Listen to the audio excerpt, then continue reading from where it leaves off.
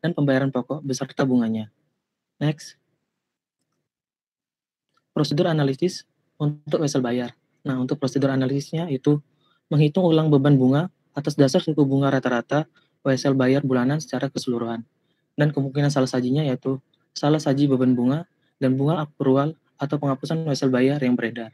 Membandingkan setiap wesel yang beredar dengan tahun sebelumnya, kemungkinan salah sajinya penghapusan atau salah saji wesel bayar. Membandingkan total saldo wesel bayar, beban bunga, dan bunga akrual dengan saldo tahun sebelumnya, kemungkinan salah sajinya salah saji beban bunga dan bunga akrual atau wesel bayar. Next, pengujian atas rincian saldo. Tujuan audit yang berkaitan dengan saldo yaitu wesel bayar dalam schedule wesel bayar sama dengan register atau file induk wesel bayar klien dan totalnya dijumlahkan dengan benar serta sama dengan buku besar umum atau detail tie-in. Prosedur pengujian atas rincian saldo yang umum yaitu memfoot daftar wesel bayar untuk wesel bayar dan bunga akrual, menelusuri totalnya ke buku besar umum, menelusuri setiap wesel bayar ke file induk. Wesel bayar dalam schedule memang ada atau eksistensi. Prosedur pengujian yang dapat dilakukan yaitu mengkonfirmasi wesel bayar, memeriksa salinan duplikat wesel untuk melihat otorisasi, memeriksa notulen perusahaan menyangkut persetujuan pinjaman. Next, wesel bayar yang telah dicantumkan dalam schedule wesel bayar atau kelengkapan. Prosedur pengujian yang dapat dilakukan yaitu memeriksa wesel yang dibayar setelah akhir tahun untuk menentukan apakah hal itu merupakan kewajiban pada tanggal neraca. Memperoleh konfirmasi bank standar yang meliputi referensi khusus tentang keberadaan wesel bayar dari semua bank di mana klien melakukan bisnis. Mereview rekonsiliasi bank yang menyangkut wesel baru yang dikredit secara langsung ke akun bank oleh bank. Terus, wesel bayar pada bunga akrual pada schedule sudah akurat atau keakuratan. Dan prosedur pengujian yang dapat dilakukan yaitu memeriksa salinan duplikat wesel menyangkut pokok dan suku bunga, mengkonfirmasi wesel bayar, suku bunga, dan tanggal terakhir di mana bunga dibayar dengan pemegang wesel, menghitung kembali bunga akrual. Next, wesel bayar dalam schedule telah diklasifikasi dengan benar atau klasifikasi. Prosedur pengujian yang dapat dilakukan yaitu memeriksa tanggal jatuh tempo pada salinan duplikat wesel untuk menentukan apakah semua bagian wesel merupakan kewajiban tidak lancar. Mereview wesel untuk menentukan apakah ada wesel bayar atau utang usaha dari pihak terkait. Wesel bayar dicantumkan dalam periode yang benar atau pisah batas. Prosedur pengujian yang dapat dilakukan yaitu memeriksa salinan duplikat wesel untuk menentukan apakah telah diberi tanggal pada atau sebelum tanggal neraca. Perusahaan memiliki kewajiban untuk membayar wesel bayar atau kewajiban. Prosedur pengujian yang dapat dilakukan yaitu memeriksa wesel untuk menentukan apakah perusahaan memiliki kewajiban untuk membayar. Next. Selanjutnya akan dijelaskan oleh teman saya, Erika.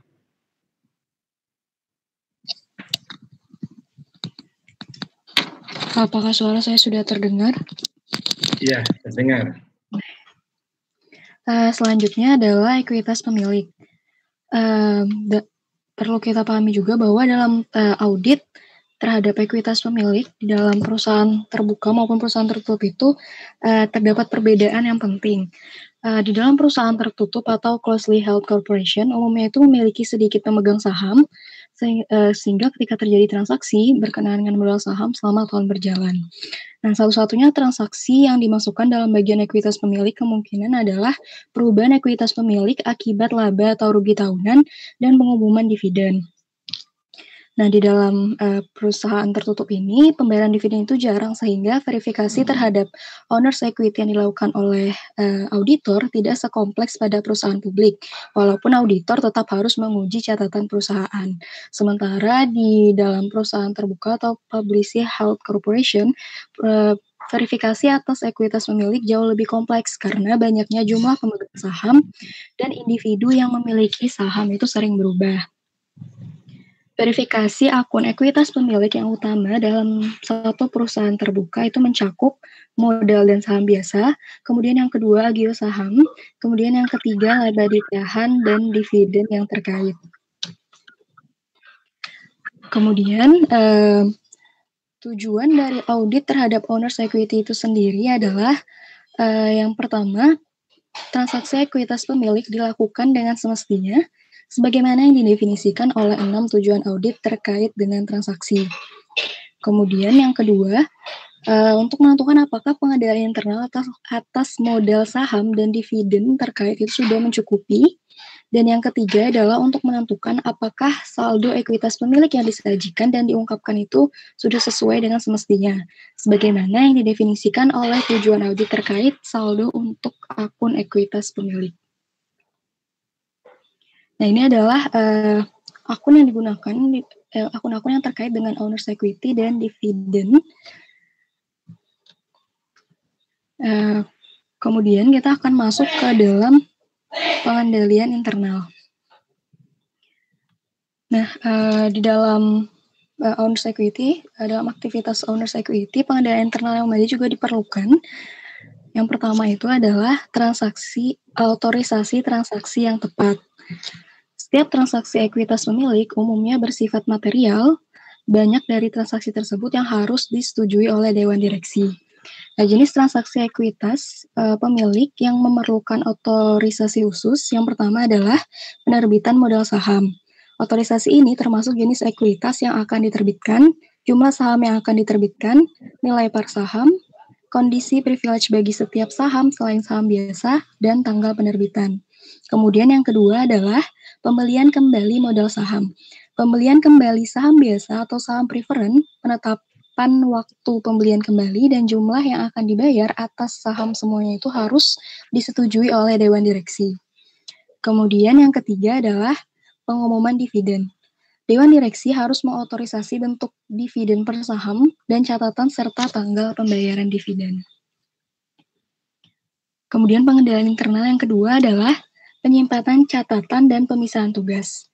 Jika perusahaan menyimpan catatan miliknya sendiri mengenai transaksi saham dan saham yang beredar, pengendalian internal harus memadai untuk memastikan jika pemilik aktual saham diakui dalam catatan perusahaan.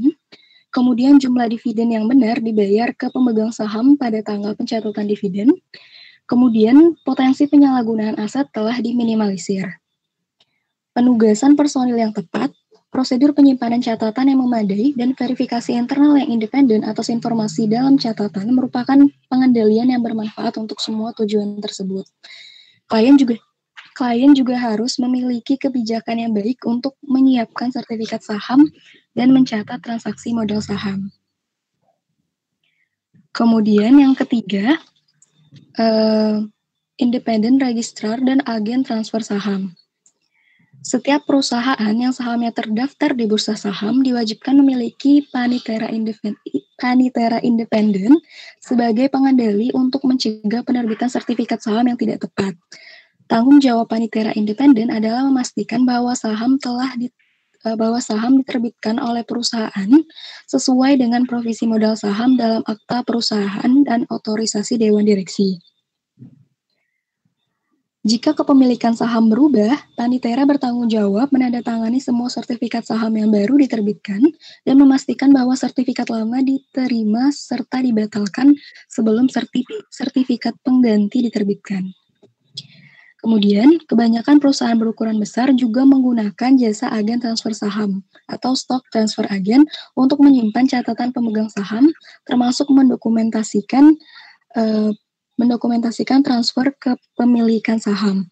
Penggunaan agen transfer ini akan membantu memperkuat pengendalian terhadap catatan saham dengan mempercayakan catatan itu ke tangan organisasi independen dan membantu mengurangi biaya penyimpanan catatan karena menggunakan tenaga spesialis. Banyak perusahaan juga memiliki agen transfer untuk membagikan dividen tunai kepada pemegang saham sehingga pengendalian internal menjadi lebih baik.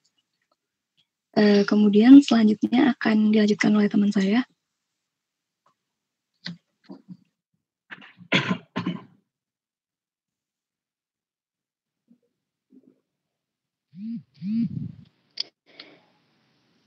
Next. Baik, selanjutnya mengenai audit modal saham dan modal di store. Next. Jadi, Terdapat 4 hal penting dalam audit terhadap modal saham dan tambahan modal di store di atas nilai pari, yaitu yang pertama, seluruh transaksi modal saham yang ada telah dicatat. Yang kedua, transaksi-transaksi saham yang dicatat telah diotorisasi dan nilainya tepat, atau keberadaan atau keterjadian dan keakuratan. Yang ketiga, modal saham dinilai dengan benar, keakuratan. Dan yang keempat, modal saham disajikan dan diungkapkan secara memadai, atau asersinya itu penyajian dan pengungkapan. Dua yang pertama yaitu seluruh transaksi modal saham yang ada telah dicatat dan transaksi-transaksi saham yang dicatat telah diotorisasi dan nilainya tepat. Itu mengharuskan adanya pengujian transaksi, dan dua yang terakhir yaitu modal saham dinilai dengan benar. Itu mengharuskan dan modal saham disajikan dan diungkapkan secara memadai, itu mengharuskan pengujian rincian saldo. Selanjutnya.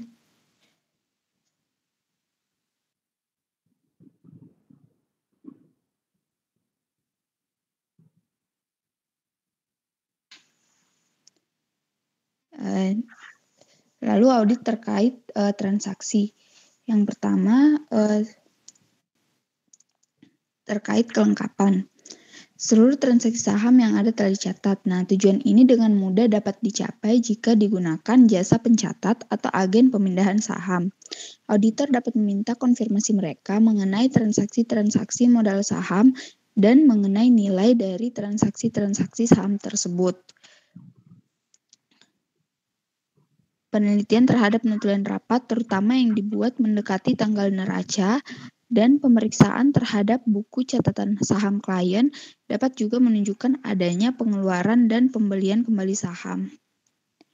Lalu yang kedua, itu keterjadian dan keakuratan. Keterjadian dan keakuratan transaksi saham yang dicatat benar dan dicatat dengan tepat, itu pengeluaran saham baru secara tunai, merger dengan perusahaan lain melalui pertukaran saham, dan saham yang dibeli kembali, semuanya memerlukan audit yang ekstensif tanpa memperhatikan pengendalian internal yang ada. Umumnya seluruh transaksi modal saham diverifikasi karena nilainya yang material dan sifat permanen di dalam catatan. Keberadaannya biasanya diuji dengan memeriksa notulen rapat dewan direksi. Ketetapan nilai transaksi saham yang dilakukan secara tunai dapat diverifikasi dengan meminta konfirmasi tentang jumlahnya kepada agen pemindahan saham dan menelusuri jumlah transaksi saham yang ada ke dalam penerimaan uang.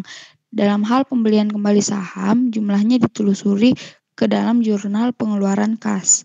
Selain itu, auditor harus memeriksa jumlah yang dikredit ke dalam modal saham dan tambahan modal di store di atas nilai pari atau nilai modal saham ditetapkan. Jika transaksi-transaksi saham melibatkan dividen saham, pembelian aktiva dengan saham, merger atau transfer saham yang tidak melibatkan uang tunai lainnya, verifikasi terhadap penilaian mungkin lebih sulit dilakukan. Untuk transaksi-transaksi jenis ini, auditor harus yakin bahwa klien telah menghitung jumlah pengeluaran saham dengan benar sesuai dengan standar akuntansi yang berlaku umum. Misalnya dalam mengaudit suatu transaksi merger yang besar, auditor harus menilai apakah transaksi ini merupakan pembelian perusahaan atau penggabungan perusahaan. Seringkali diperlukan penilaian seksama untuk menentukan metode yang tepat, perlu dilakukan verifikasi untuk mengetahui apakah transaksi telah dihitung dengan tepat. Next.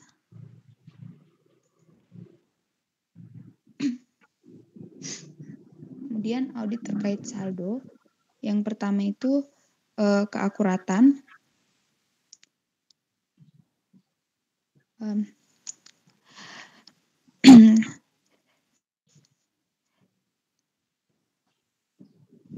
Jadi yang pertama dengan menentukan jumlah saham beredar pada tanggal neraca. Konfirmasi dari agen pemindahan saham merupakan cara verifikasi termudah. Dan jika tidak ada agen pemindahan saham, auditor harus mengandalkan pada pemeriksaan atas catatan saham dan menghitung seluruh saham yang beredar, meneliti sertifikat yang dibatalkan, dan menghitung seluruh saham yang beredar dalam buku sertifikasi saham, serta meneliti sertifikat yang dibatalkan. Setelah auditor yakin bahwa jumlah saham yang beredar benar, nilai pari yang dicatat dalam saldo akun modal dapat diverifikasi dengan mengalihkan jumlah saham dengan nilai dari saham. Lalu yang keempat, modal saham disajikan dan diungkapkan dengan memadai atau penyajian dan pengungkapan. Sumber informasi yang paling penting dalam menentukan apakah modal saham telah diungkapkan secara memadai adalah akte pendirian perusahaan, notulen rapat dewan direksi, dan analisis auditor terhadap transaksi-transaksi modal saham. Auditor harus yakin bahwa terdapat penjelasan yang mencukupi untuk setiap golongan saham, termasuk informasi mengenai jumlah saham yang diterbitkan dan yang beredar, dan hak khusus dari setiap jenis saham tertentu. Penyajian dan pengungkapan yang layak tentang opsi saham, waran, dan saham konvertibel harus diverifikasi dengan memeriksa dokumen-dokumen hukum atau bahan bukti lain yang membuktikan adanya peraturan-peraturan tentang hal tersebut. Selanjutnya akan dijelaskan oleh teman saya. Baik, selanjutnya audit dividen. Next. Penekanan dalam audit dividen ini terkait dengan transaksi atas dividen dan bukan pada saldo akhir. Tetapi jika terdapat saldo utang dividen, tujuan audit mengacu pada saldo akhir utang dividen tersebut. Next. Selanjutnya, tujuan audit terkait transaksi. Yang pertama, untuk keterjadian, auditor harus memastikan bahwa dividen yang dicatat benar-benar terjadi. Dan yang kedua, auditor harus memastikan bahwa dividen dibayar kepada pemegang saham yang ada. Dan tujuan selanjutnya yaitu mengecek kelengkapan. Auditor harus memastikan bahwa dividen yang ada telah dicatat. Dan tujuan selanjutnya untuk keakuratan, auditor harus memastikan bahwa dividen telah dicatat secara akurat. Selanjutnya tujuan audit terkait saldo. Yang pertama, kelengkapan, yaitu auditor harus memastikan bahwa utang dividen telah dicatat dan keakurat. Dan selanjutnya, tujuan keakuratan, auditor harus memastikan bahwa utang dividen telah dicatat secara akurat. Next. Prosedur audit. Yang pertama, untuk audit keterjadian, auditor harus memeriksa notulen rapat Dewan Direksi menyangkut otorisasi jumlah dividen per saham dan tanggal dividen. Selanjutnya, auditor harus mereview file permanen audit untuk menentukan apakah terdapat restriksi atas pembayaran dividen dalam perjanjian indentur, obligasi, atau provisi saham preference. Selanjutnya, audit kelengkapan dan keakuratan. Yang pertama, auditor harus menghitung kembali jumlah atas dasar dividen per saham dikalikan dengan jumlah saham yang beredar. Jika klien menggunakan agen transfer untuk membagikan dividen, totalnya dapat ditelusuri ke ayat jurnal pengeluaran kas milik agen dan juga dikonfirmasi. Jika klien menyimpan catatan dividen miliknya dan membayar dividennya sendiri, auditor dapat memverifikasi total jumlah dividen dengan menghitung kembali dan merujuk ke kas yang dikeluarkan. Selanjutnya, auditor memverifikasi apakah pembayaran dilakukan kepada pemegang saham yang memiliki saham pertanggal catatan dividen dengan memilih sampel pembayaran dividen yang tercatat. Dan pada saat yang sama, auditor dapat memverifikasi jumlah dan otentisitas cek dividen. Selanjutnya, pengujian atas utang dividen harus dilakukan bersamaan dengan dividen yang diumumkan. Setiap dividen yang belum dibayar harus dicatat sebagai kewajiban. Next. Selanjutnya, audit untuk laba ditahan. Next. Bagi sebagian besar perusahaan, satu-satunya transaksi yang melibatkan laba ditahan adalah laba bersih tahun tersebut dan pengumuman dividen. Perubahan lain dalam laba ditahan dapat mencakup yang pertama, koreksi laba periode sebelumnya. Yang kedua, penyesuaian periode sebelumnya yang dibebankan atau dikredit secara langsung ke laba ditahan. Dan penetapan atau eliminasi apropriasi laba ditahan. Selanjutnya, untuk memulai audit atas laba ditahan, yang pertama, auditor menganalisis laba ditahan selama tahun berjalan. Schedule audit yang menunjukkan analisis yang biasanya merupakan bagian dari file permanen berisikan deskripsi setiap transaksi yang mempengaruhi akun tersebut. Untuk menyelesaikan audit atas pengkreditan ke laba ditahan bagi laba bersih selama tahun tersebut, auditor hanya perlu menelusuri ayat jurnal laba ditahan ke angka laba bersih pada laporan laba rugi. Tentu saja prosedur ini harus dilakukan belakangan dalam audit setelah semua jurnal penyesuaian yang mempengaruhi laba bersih selesai dibuat. Next. Dan yang terakhir, tujuan audit terkait dengan laba ditahan. Yang pertama, untuk klasifikasi, auditor harus memastikan bahwa transaksi yang mempengaruhi pendebitan atau pengkreditan akun laba ditahan telah dicantumkan. Sebagai contoh, penyesuaian periode sebelumnya dapat dimasukkan dalam laba ditahan hanya jika penyesuaian itu memenuhi persyaratan standar akuntansi. Dan tujuan yang kedua, keakuratan. Auditor harus memastikan bahwa transaksi terkait dengan laba ditahan telah dicatat secara akurat. Bukti audit yang diperlukan untuk menentukan keakuratan itu tergantung pada sifat transaksinya. Dan yang ketiga, kelengkapan. Auditor juga harus mengevaluasi apakah ada transaksi yang sebenarnya harus dimasukkan tetapi belum dilakukan. Contohnya, jika klien mengumumkan dividen saham, nilai pasar sekuritas yang diterbitkan harus dikapitalisasi dengan mendebit laba ditahan dan mengkredit modal saham. Dan yang keempat, penyajian dan pengungkapan. Standar akuntansi mewajibkan penyajian dan pengungkapan informasi yang berkaitan dengan laba ditahan.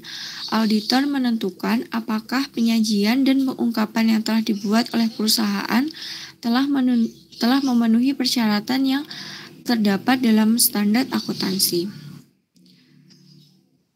Demikian presentasi dari kelompok kami. Terima kasih atas perhatiannya. Apakah ada pertanyaan? Oke. Silakan kelompok 2 ya untuk memberikan komentar. Kemudian setelah itu pertanyaan bebas ya.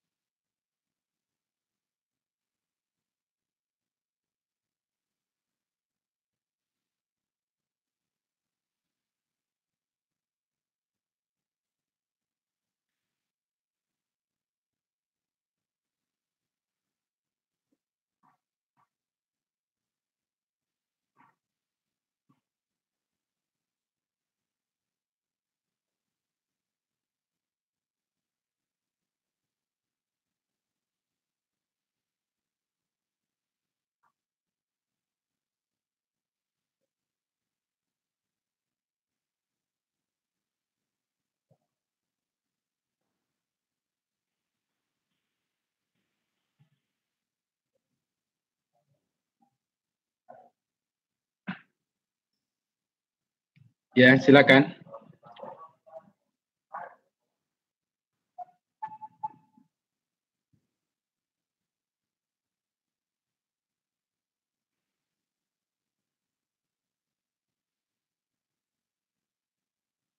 Permisi, Pak. Ya, silakan. Saya perwakilan dari kelompok 2 ingin memberikan tanggapan. Pak Royan ya? Iya, Pak. Ya. Untuk tanggapannya, menurut kelompok kami, presentasinya sudah bagus, terus ditampilkan secara menarik, jadi tidak bosan untuk tetap mengikutinya. Dan untuk pertanyaannya, tadi di bagian pengendalian internal, itu kan ada otorisasi yang tepat atas penerbitan wesel baru sama verifikasi independen periodik. Nah, hubungan antara otorisasi ini dengan verifikasi ini apa ya, Pak? Itu saja, Pak. Terima kasih, Pak. Iya, ya. Sama-sama. Maaf, Pak Royan, boleh diulang sekali lagi pertanyaannya? Oh iya, hubungan antara otorisasi yang tepat atas penerbitan wesel baru dengan verifikasi independen periodik. Ya, terima kasih. Terima kasih kembali. Oke, lanjut yang lain.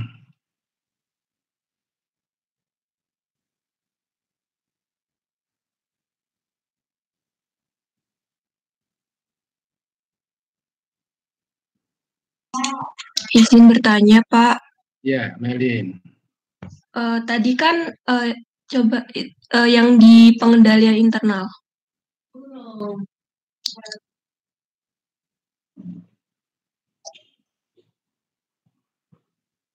Yang ada empat pengendalian internal.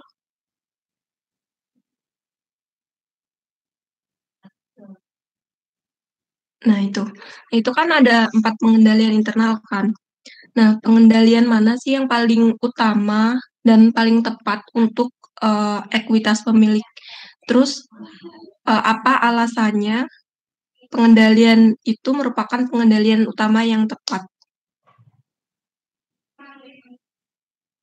Untuk kelompok 4, jangan lupa nama penanyanya ya.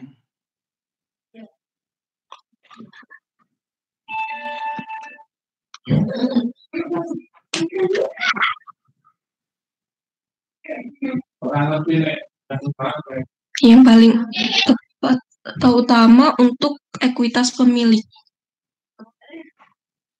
Lalu apa alasannya pengendalian itu merupakan pengendalian yang utama dan tepat untuk ekuitas pemilih?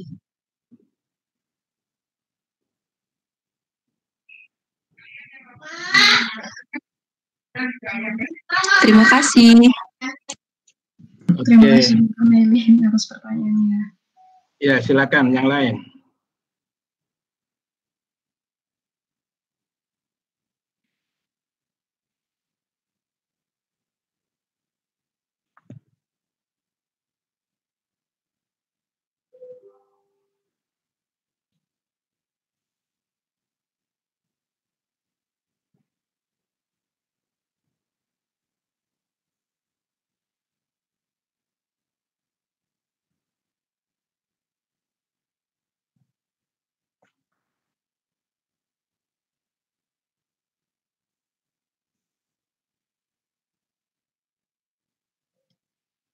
Ayo.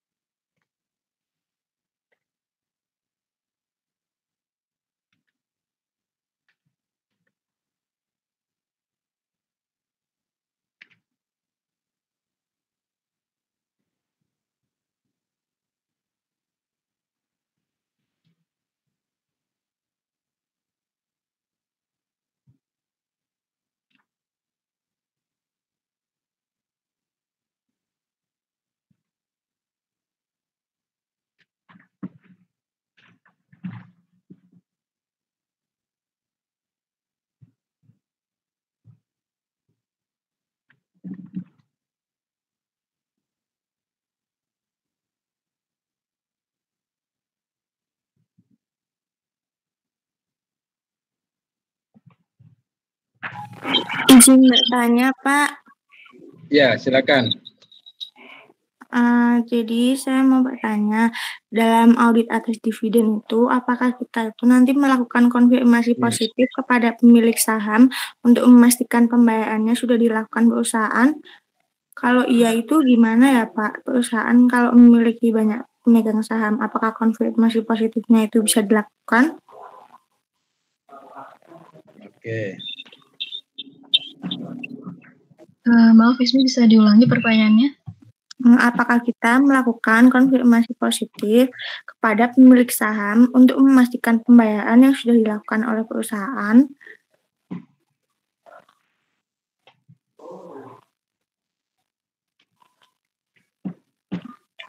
Kemudian kalau perusahaannya itu dimiliki oleh banyak pemegang saham, apakah konfirmasi positif itu dilakukan?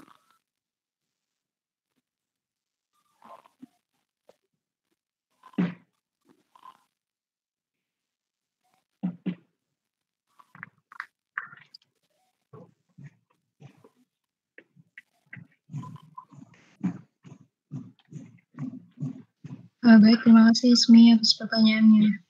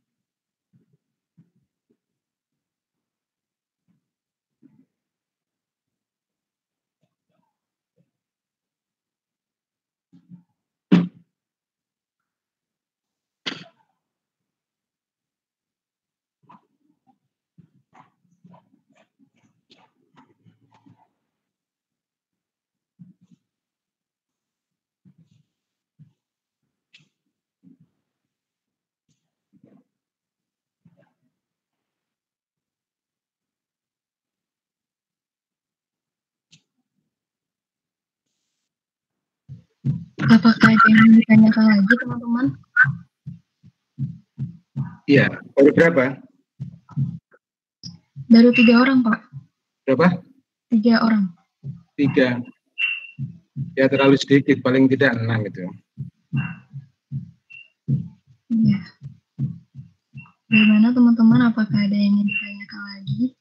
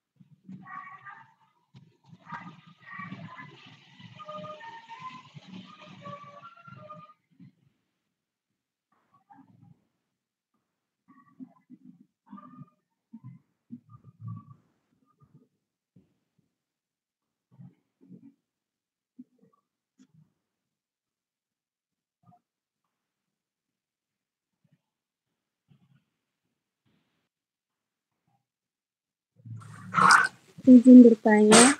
Oke, ya silakan. Saya Hanifa, absen 15, mau bertanya.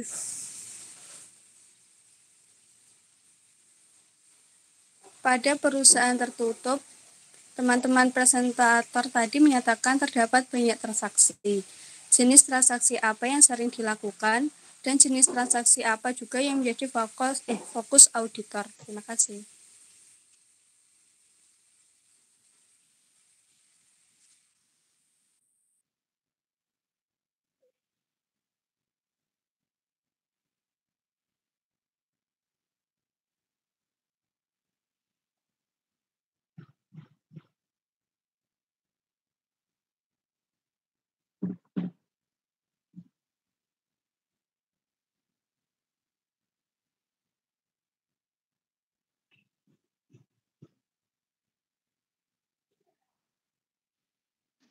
Terima kasih banyak, Hanifa, atas pertanyaan. Oke.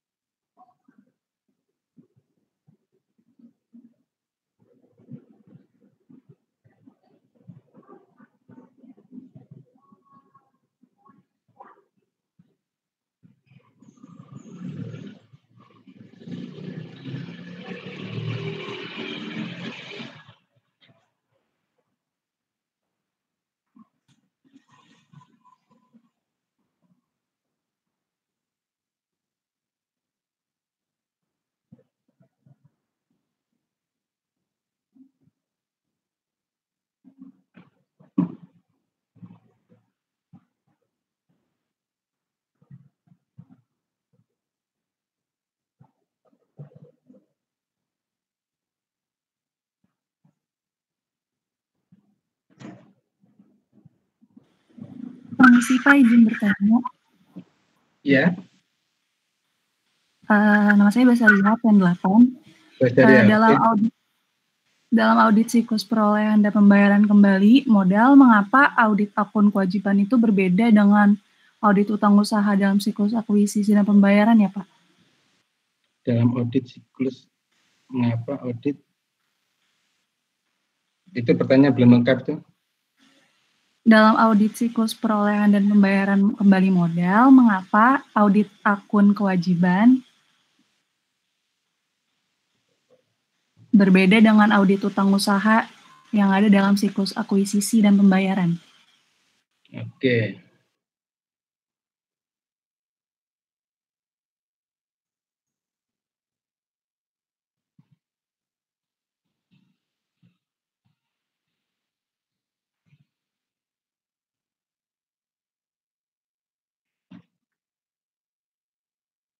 Terima kasih pertanyaannya, Basaria. Apakah ada yang ingin bertanya lagi, teman-teman?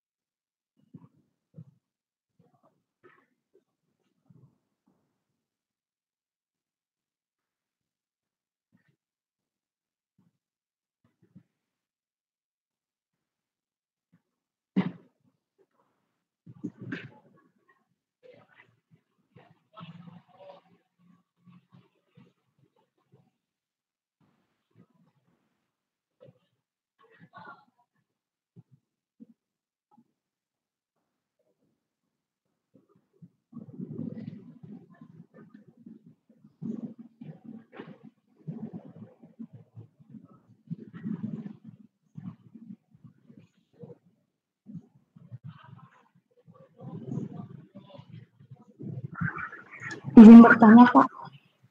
Iya, silakan.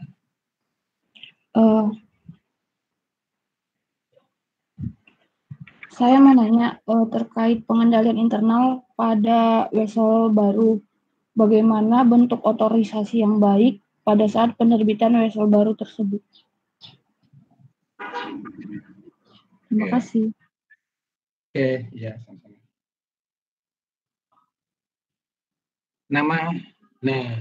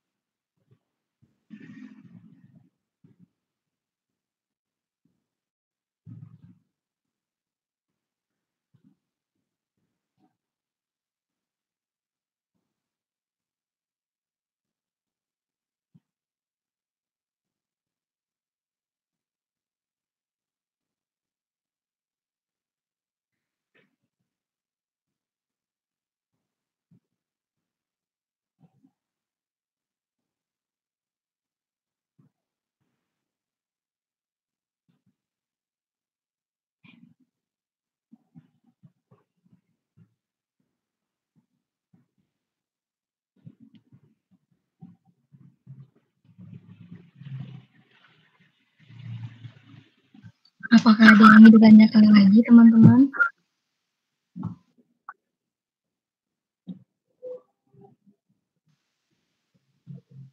Berapa 6 ya? Kalau nggak ada, saya kira cukup ya. Ya, kalau begitu kami mohon waktunya sebentar untuk berdiskusi. Iya, silakan. Terima kasih, Pak.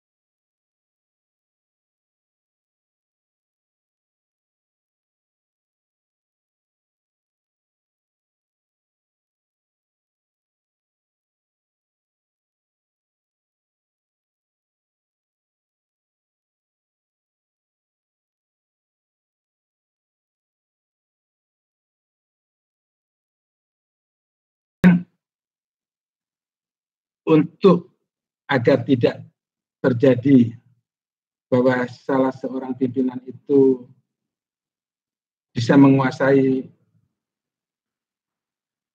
kewenangannya atas penerbitan wesel baru tadi, maka ada istilahnya cross sign itu tadi ya, cross sign atau double sign. Jadi harus minimal itu 2 pimpinan yang mengotorisasi sehingga ada cross check. Nah, biasanya itu sih direktur keuangan sama ya direktur utama ya. Di situ crucial poinnya untuk penerbitan wesel baru. Dan untuk pendanaan intern yang lain itu sudah otomatis. Meskipun bukan berarti tidak perlu, tapi itu juga udah perlu untuk mendukung tadi adanya double sign atau cross sign dari pimpinan. Itu pun juga harus didasarkan pada suatu hasil meeting bersama antara Dewan Direksi dengan pihak, kalau di perusahaan itu ada komisaris ya, ada komisaris, Dewan Komisaris dan pengawas. Karena keputusan ini merupakan salah satu keputusan yang strategis, jadi harus didasarkan pada suatu hasil rapat bersama yang pasti dituangkan dalam berita acara sebagai dasar untuk penerbitan wesel baru tadi. Nah, sedangkan verifikasi independen tadi sudah dijelaskan juga, yaitu sebagai bagian daripada pengendalian intern ya. Karena sebagus apapun juga suatu prosedur atau suatu kegiatan itu tetap memerlukan adanya verifikasi dari pihak yang tidak terlibat, tidak terkait. Karena di sini yang diutamakan adalah objektivitas, ya. Objektivitas dan independensi. Karena pihak yang independen tadi itu tidak ada kepentingan dia terhadap kegiatan yang diverifikasi tadi, sehingga diharapkan dia akan bisa melakukan suatu tugas yang objektif atas kegiatan yang diverifikasinya. Jadi ya memang saling terkait gitu ya. Jadi betul jawabannya. Jadi sekaligus sudah 2 pertanyaan dijawab ya. Pertanyaan Adifa bentuk otorisasi ya sudah otomatis terjawab. 6 terjawab, tinggal 1. Silakan. Atau masih ada yang ini yang bertanya siapa tadi? Yang pertama tadi siapa? Melin ya? Melin atau Adifa ada yang masih komentar? Sudah jelas Pak, terima kasih Pak. Oke.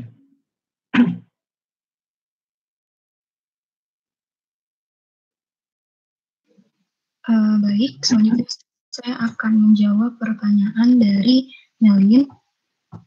Pertanyaan dari Melin adalah, pengendalian apakah yang paling tepat untuk ekuitas pemilik? Lalu apa alasannya pengendalian tersebut merupakan pengendalian utama dan tepat untuk ekuitas pemilik? Menurut kelompok kami, dari pengendalian terhadap ekuitas pemilik yang sudah dipaparkan, semuanya sama-sama penting, bahwa semua pengendalian tersebut berjalan dengan beriringan dan saling mendukung satu sama lain agar pengendalian internal yang tercipta di dalam suatu perusahaan itu dapat berjalan dengan optimal. Dan tidak bisa, misalnya salah satunya itu penting gitu, misalnya seperti otorisasi transaksinya sudah tepat, namun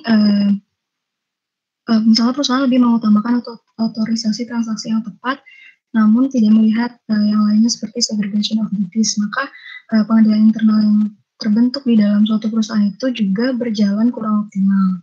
Jadi menurut kelompok kami, semua pengendalian internal yang ada itu sama-sama penting, untuk mendukung jalannya pengendalian internal yang ada di suatu perusahaan agar optimal, dan perlu atensi tersendiri dari perusahaan agar celah-celah yang ada itu bisa diminimalisir. Kira-kira seperti itu, mungkin mohon koreksinya, Pak. Iya, jadi seperti yang saya sampaikan tadi, memang dalam unsur-unsur pengendalian internal itu saling berkaitan, saling mendukung. Artinya kalau salah satu lemah atau salah satu tidak berfungsi, maka otomatis akan bisa mempengaruhi efektivitas atau keandalan daripada pengendalian internal tadi. Nah, terkait dengan yang disampaikan oleh Erika tadi, benar meskipun ya fokus atau heavy-nya ya, jadi apa kalau dibilang yang bukan paling menentukan sih, tapi yang dominan di dalam pengendalian internal di sini itu adalah otorisasi tadi. Karena kalau otorisasi tadi udah tidak benar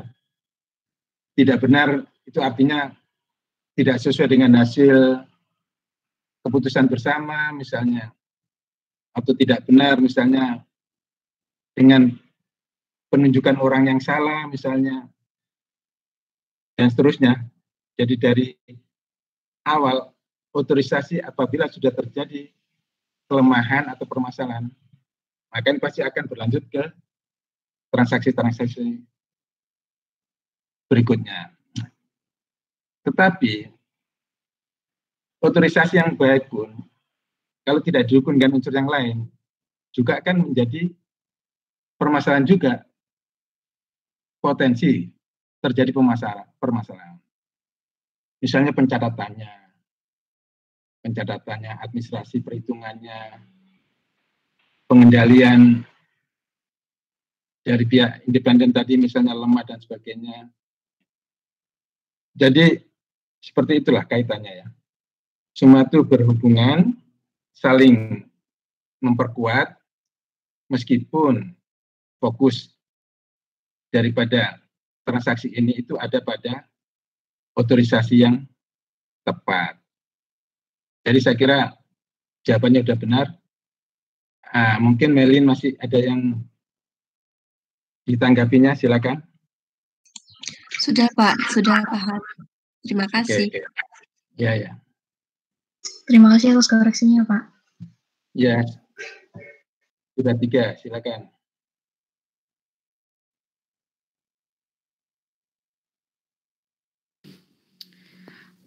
Baik Pak, izin menjawab pertanyaan dari Ismi. Iya, Ismi, apa pertanyaannya? Tadi pertanyaannya,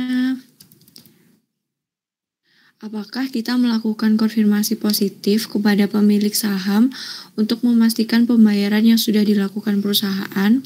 Kemudian apabila sahamnya dimiliki banyak pihak, apakah konfirmasi positif itu dilakukan? Nah, karena rata-rata jumlah pemegang saham di suatu perusahaan itu jumlahnya tidak sedikit, maka menurut kelompok kami, auditor tidak melakukan konfirmasi langsung kepada para pemegang saham tersebut karena tentunya hal tersebut akan menghabiskan banyak waktu, tenaga, dan juga biaya. Untuk itu, auditor akan melihat apakah kliennya menggunakan agen transfer dalam membayarkan dividennya atau klien tersebut langsung membayarkan kepada para pemegang sahamnya. Nah, jika kliennya menggunakan agen transfer, maka auditor dapat melakukan konfirmasi kepada agen transfer tersebut terkait jumlah yang telah dikeluarkan oleh kliennya dan membandingkan jumlah tersebut dan membandingkan apakah sudah sesuai dengan jumlah dividen yang diumumkan. Sementara apabila klien tersebut langsung membayarkan kepada para pemegang sahamnya, auditor dapat mengkonfirmasi dengan menghitung jumlah dividen yang diumumkan dan menyesuaikan dan merujuk ke kas yang telah dikeluarkan oleh klien tersebut. Mohon koreksinya, Pak. Ya. Jadi betul. Jawabannya hanya begini. Kalau untuk perusahaan yang terbatas misalnya closely held ya. Jadi perusahaan yang tertutup atau setengah tertutup misalnya, itu biasanya saya bisa dikonfirmasi langsung ya. Karena jumlahnya relatif tidak banyak. Jadi bisa aja, tapi permasalahannya tadi kalau perusahaannya itu terbuka misalnya, maka akan kesulitan lah kalau memang itu harus dikonfirmasi positif tadi. Ya. Oleh sebab itu, maka untuk perusahaan yang terbuka, itu harus melalui agent, transfer agent ya. Karena dia yang membantu perusahaan dalam mengelola transaksi-transaksi yang berkaitan dengan tadi wesel dan modal tadi ya. Jadi karena memang dia dibayar untuk melakukan kegiatan itu. Sehingga apabila terjadi kesalahan ya tanggung jawab ada pada agent tadi. Apabila demikian, maka seperti yang dikatakan tadi, maka auditor itu bisa meminta penjelasan atau meminta konfirmasi dari agent mengenai apa yang sudah dilakukan. Sama seperti pembayaran gaji melalui bank misalnya, maka banklah yang bertanggung jawab atas penyalurannya. Apabila ada kesalahan transfer, itu urusannya bank. Nah, di sini perusahaan sudah terbantu dengan adanya agent tadi. Selain dia memang bidangnya, jadi sudah profesional, dan juga dia dianggap independen, objektif, karena dia di pihak lain. Nah, sedangkan auditor dapat mengendalikan apa yang dilakukan oleh agent tadi. Untuk jumlahnya, auditor sudah bisa membuat perhitungan sendiri. Atas dasar data yang ada, maka berapa jumlah dividen misalnya yang harus dibayarkan, dan auditor sudah bisa menghitung sendiri secara total ya. Dan dasar perhitungan auditor ini itu sebagai dasar juga untuk menguji apakah betul jumlah pengeluaran yang dilakukan oleh perusahaan itu akan sama atau tidak. Kalau sudah sama berarti sudah indikasi sudah ada kesesuaian. Jadi dapat dianggap dapat diterima. Begitu juga kalau dari perhitungan agent misalnya, kalau sudah sama berarti sudah ada kesesuaian. Kecuali apabila dari hasil yang diperoleh itu ternyata angkanya jauh berbeda, maka ini auditor perlu melakukan ya pendalaman untuk menanyakan dulu perbedaannya di mana. Dan kalau perbedaan itu sudah bisa dijelaskan oleh perusahaan misalnya, atau oleh agent, kalau melalui agent, maka hal itu dapat diterima oleh auditor. Jadi saya kira itu prosedur meyakinkan diri auditor mengenai transaksi ini. Pertanyaan siapa yang tadi? Ismi ya? Iya, Pak. Bagaimana Ismi, masih ada komentar? Baik, Pak. Sudah paham. Terima kasih, Pak. Oke, ya. Terima kasih, Pak, atas koreksinya. Oke.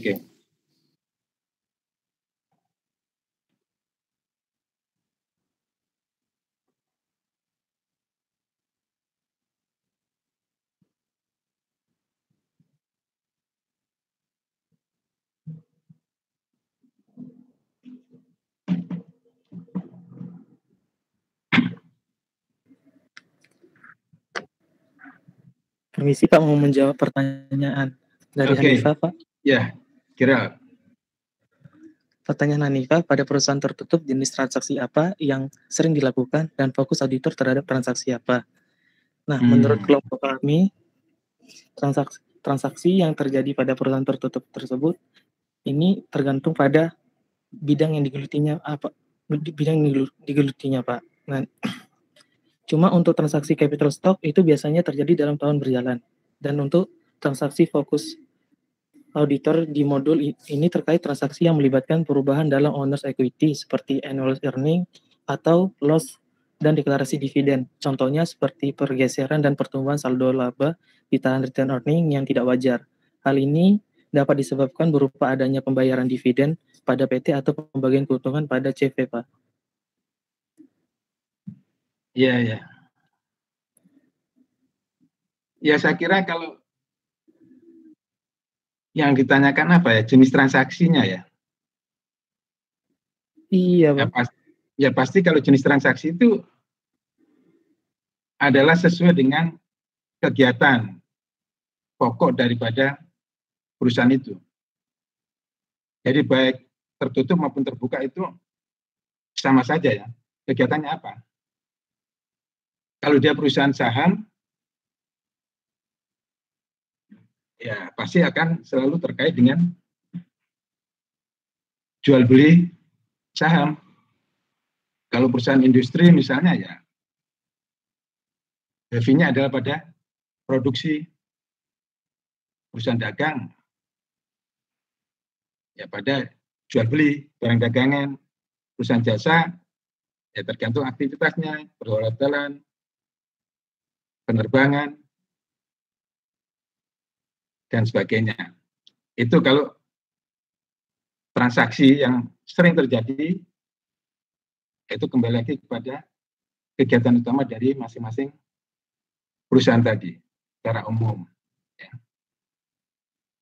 Tapi kalau terkait dengan saham, ya yang kita bahas sekarang ini, misalnya modal, return earning, dividen, dan sebagainya. Nah, itu perusahaan tertutup dan perusahaan terbuka sama saja.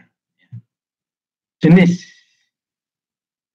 transaksinya, prosedur auditnya juga sama saja.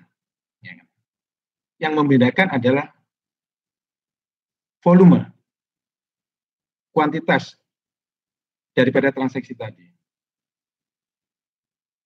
Kalau untuk perusahaan yang tertutup, otomatis volume atau jumlah daripada transaksi tadi itu tidak begitu banyak. Sebaliknya, kalau untuk perusahaan yang terbuka, otomatis jumlah atau volume dari transaksi tadi itu akan sangat banyak. Oleh karena itu kembali ke tadi, untuk perusahaan yang terbuka, mau tidak mau, itu harus di-handle atau ditangani oleh transfer agent. Yang memang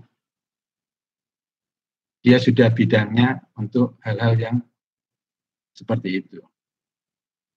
Saya kira itu menambahin jawaban dari Gerald. Silakan siapa tadi yang tanya? Hanifah ya? Ya Pak, baik, terima kasih. Oke, ya. Terima kasih atas koreksinya, Pak. Ya, sama-sama, Gerald.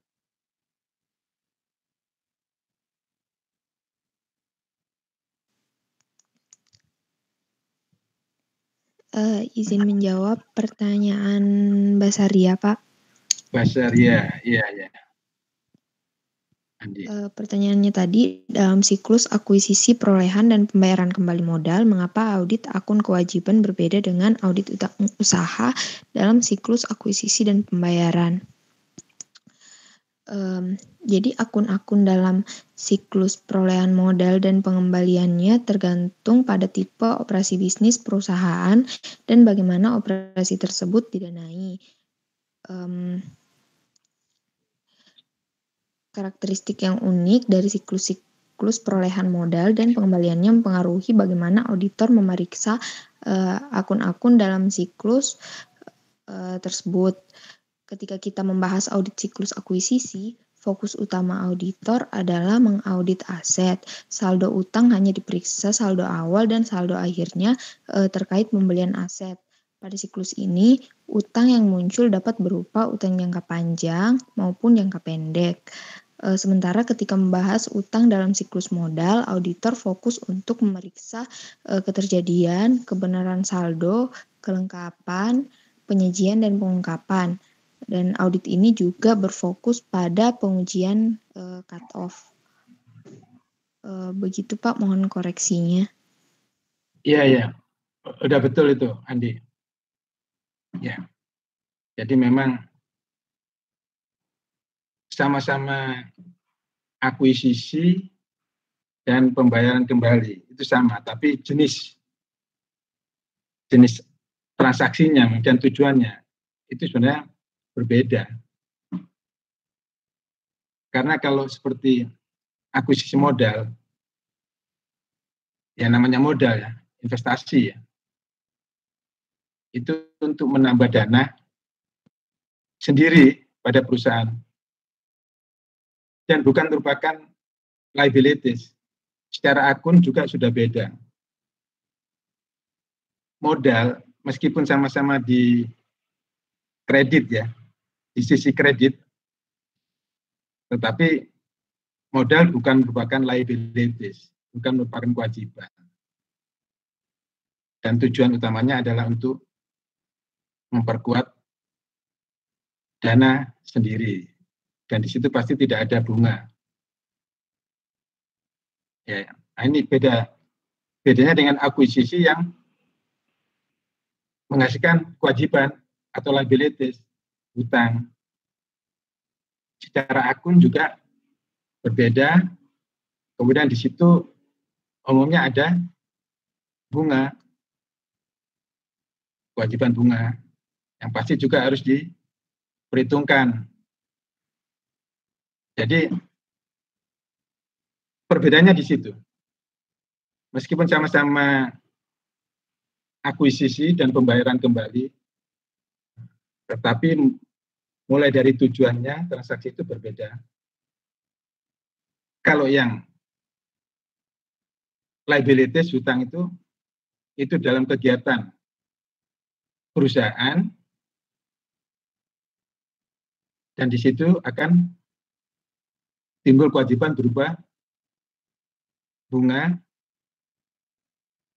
Sedangkan kalau untuk modal, itu bukan dari kegiatan operasional perusahaan,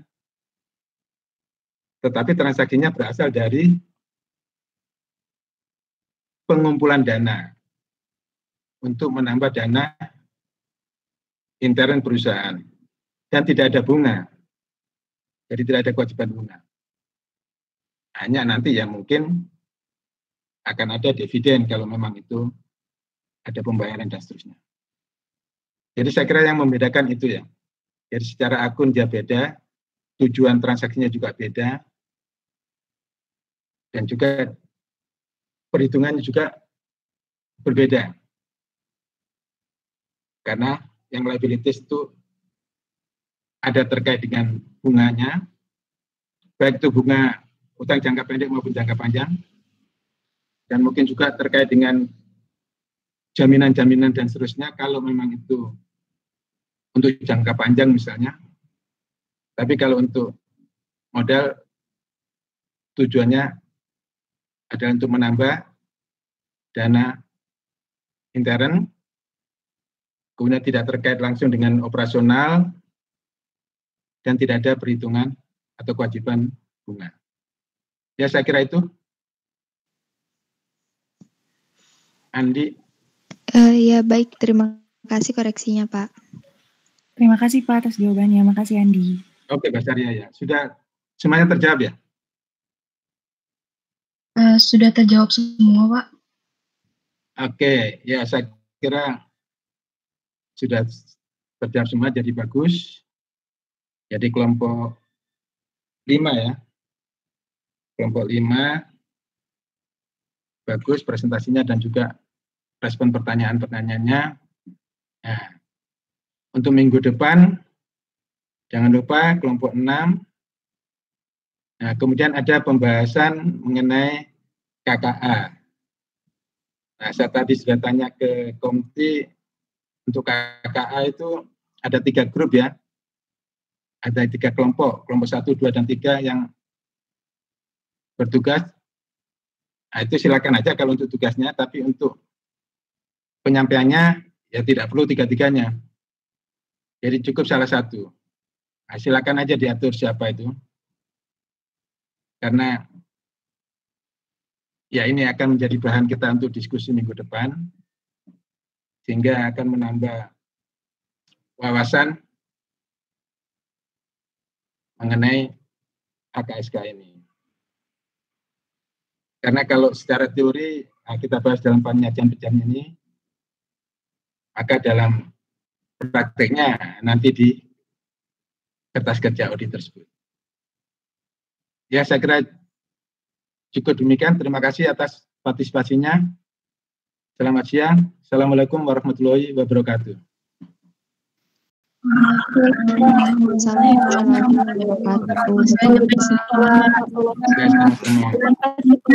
Terima kasih, Pak. Oke, baik. Ketemu minggu depan ya.